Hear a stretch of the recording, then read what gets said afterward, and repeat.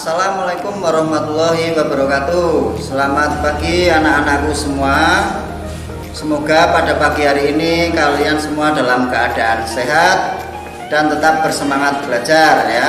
Meskipun pada saat sekarang ini masih dalam keadaan pandemi corona yang mengharuskan kamu harus belajar dari rumah. Nah, untuk itu saya menghimbau kepada kalian semua untuk selalu menjaga kesehatan dan membiasakan diri untuk hidup sehat ya. Seperti membiasakan mencuci tangan, memakai masker, dan membiasakan diri untuk menjaga jarak ketika kamu sedang berkumpul kepada teman. Oke? Nah, pada kesempatan kali ini materi yang akan kita bahas adalah tema 5, subtema 2, pembelajaran 1, 2, dan 3. Dan berikut adalah tujuan pembelajaran yang akan dicapai, yaitu 1. Dengan membaca teks, siswa mampu mengidentifikasi posisi dan peranan Indonesia di bidang ekonomi dalam lingkup ASEAN secara terperinci. 2. Dengan mengamati gambar dan berdiskusi, siswa mampu membuat rancangan poster berdasarkan ciri-cirinya secara tepat. 3. Dengan membaca petunjuk dan contoh teks, siswa mampu mengidentifikasi komponen, tujuan, dan manfaat teks formulir dalam kehidupan sehari-hari secara benar. Saya akan awali dari pengertian wirausaha itu sendiri. Wirausaha adalah kegiatan usaha atau bisnis mandiri di mana segala sumber daya dan upaya dibebankan kepada pelaku dalam mengenali produk baru, menentukan cara produksi baru, maupun menyusun suatu operasinya dan memasarkan serta mengatur permodalannya. Kalau kita lihat, banyak sekali kita temukan wirausaha atau tempat-tempat usaha di sekitar kita yang bermanfaat bagi kita. Nah, lalu pertanyaannya, apakah kamu pernah mengamati usaha-usaha yang ada di sekitarmu? Usaha apa saja yang ada di sekitarmu? Lalu bagaimana usaha tersebut bermanfaat untuk dirimu sendiri dan orang lain di sekitarmu? Nah, sebelum kalian menjawab pertanyaan tersebut, mari kita perhatikan jenis usaha-usaha berikut ini. Suatu usaha dapat berjalan dengan baik jika sumber daya yang dibutuhkan tercukupi. Sumber daya ini dapat kita peroleh dari dalam negeri maupun dari luar negeri. Usaha yang pertama adalah usaha fotokopi.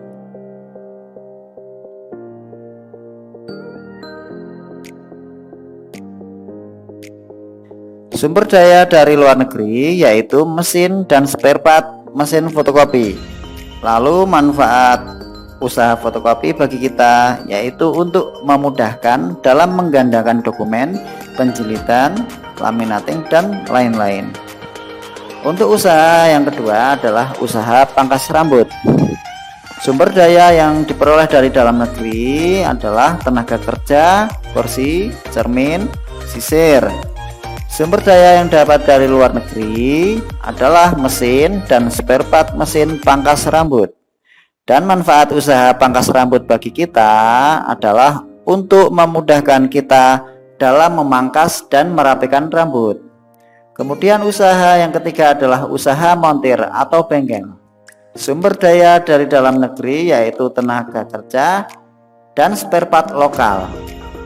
Sumber daya yang dapat dari luar negeri yaitu mesin dan spare part mesin original. Dan manfaat usaha bengkel bagi kita adalah untuk memudahkan kita dalam merawat kendaraan, baik itu servis maupun mengganti spare part kendaraan.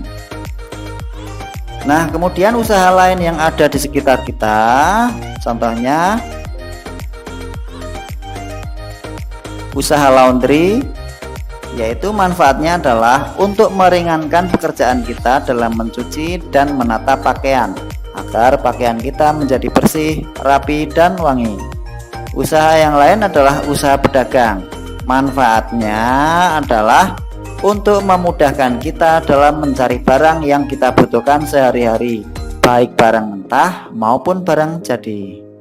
Nah, dalam menjalankan roda perekonomian, suatu negara tidak dapat berdiri sendiri, namun diperlukan kerjasama dengan negara lain. Salah satu contohnya adalah kerjasama di antara negara-negara ASEAN. Mari kita ambil contoh sederhana dari usaha pangkas rambut. Untuk menjalankan usaha tersebut, sumber daya yang digunakan bisa berasal dari dalam negeri, misalnya sumber daya manusia, kursi, cermin, meja, dan sisir.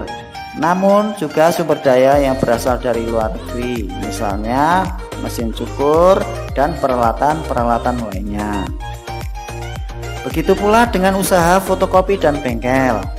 Sebagian sumber daya ada yang berasal dari dalam negeri dan ada pula yang didatangkan dari luar negeri, seperti mesin fotokopi dan suku cadang untuk kendaraan bermotor ya. Bagaimana? Cukup jelas bukan? Kita lanjut. Nah, sekarang kita akan sedikit membaca bacaan yang ada di bukumu. Kalian sudah membacanya? Nah, dari bacaan tersebut ada informasi bagus, yaitu ekspor batik terus meningkat. Wah, mantap kan? Kemudian kalian baca juga bacaan yang berikut. Apakah kalian sudah membacanya juga? Dari bacaan tersebut diperoleh informasi bahwa gerabah juga telah diekspor ke luar negeri, bahkan nilainya mencapai miliaran rupiah per bulan.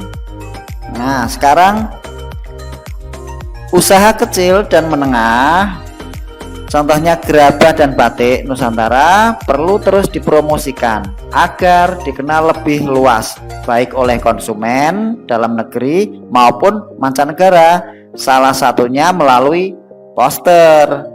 Ayo kita mengenal poster sebagai bagian dari reklame. Nah, sekarang amatilah poster berikut.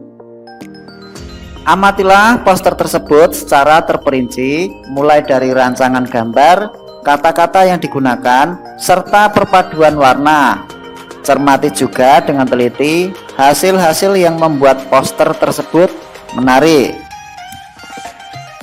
Nah, kemudian ini adalah contoh poster-poster yang lain. Poster ini dibuat bertujuan untuk memperkenalkan batik dan gerabah ke masyarakat luas. Dan poster ini pun dibuat dengan alat bantu komputer. Nah, sekarang waktunya kalian untuk berkreasi.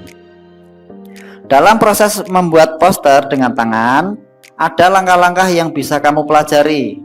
Langkah yang pertama, kamu siapkan kertas polos, pensil, dan pensil warna. Kemudian langkah yang kedua, pilih kertas polos sesuai keinginan. Langkah yang ketiga, buatlah 3 garis tipis. Contohnya ada di gambar itu ya.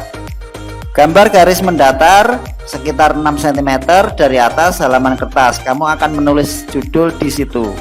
Terus gambar mendatar sekitar 6 cm dari bawah halaman kertas.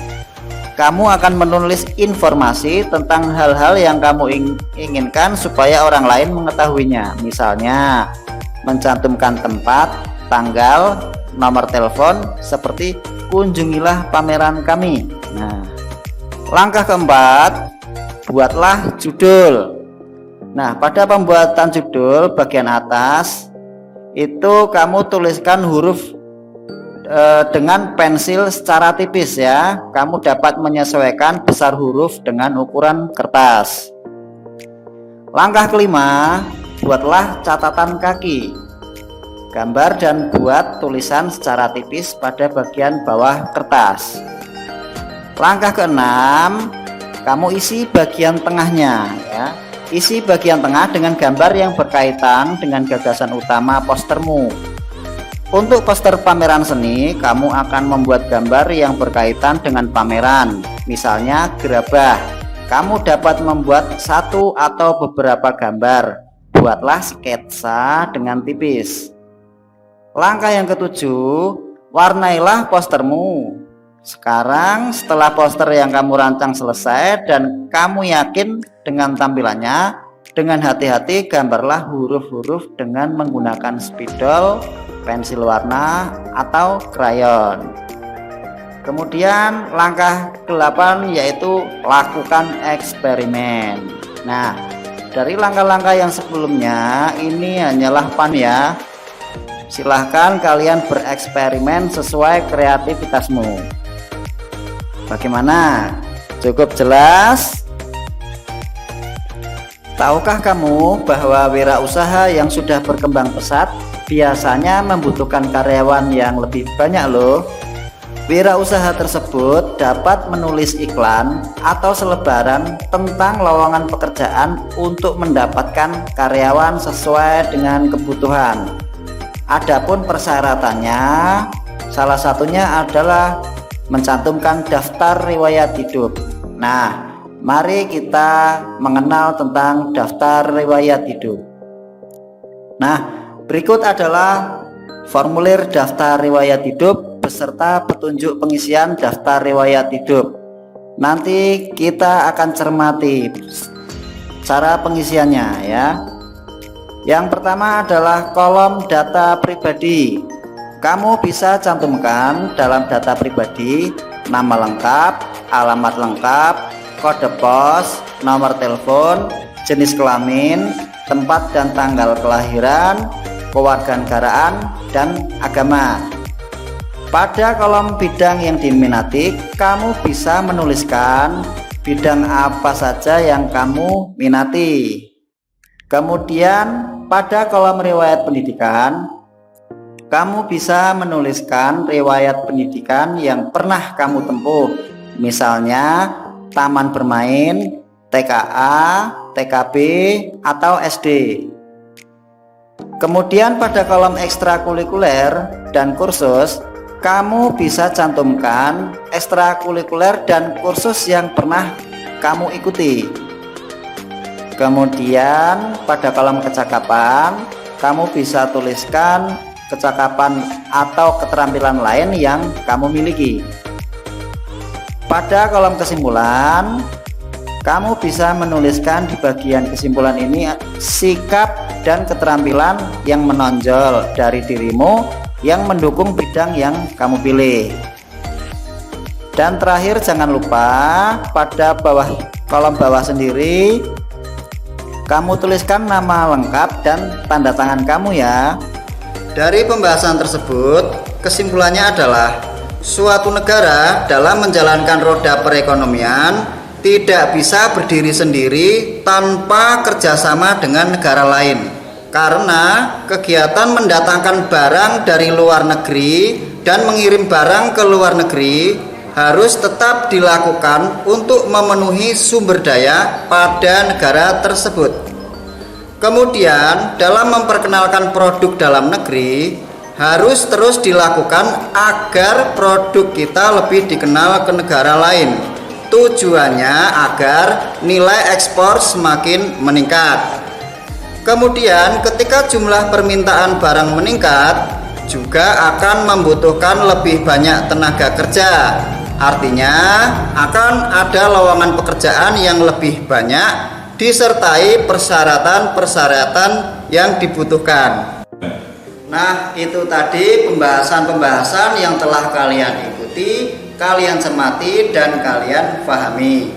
Semoga pembahasan-pembahasan tadi bisa bermanfaat untuk kalian semua. Nah, sebelum pelajaran hari ini saya tutup, ada tugas yang harus kalian kerjakan ya.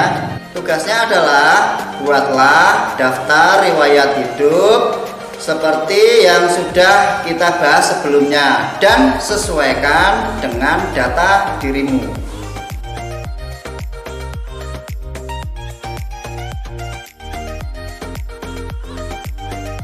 Demikianlah anak-anak pelajaran pada hari ini. Tetap jaga kesehatan, tetap jaga semangat. Semoga kita senantiasa diberi kelancaran. Saya akhiri. Wassalamualaikum warahmatullahi wabarakatuh.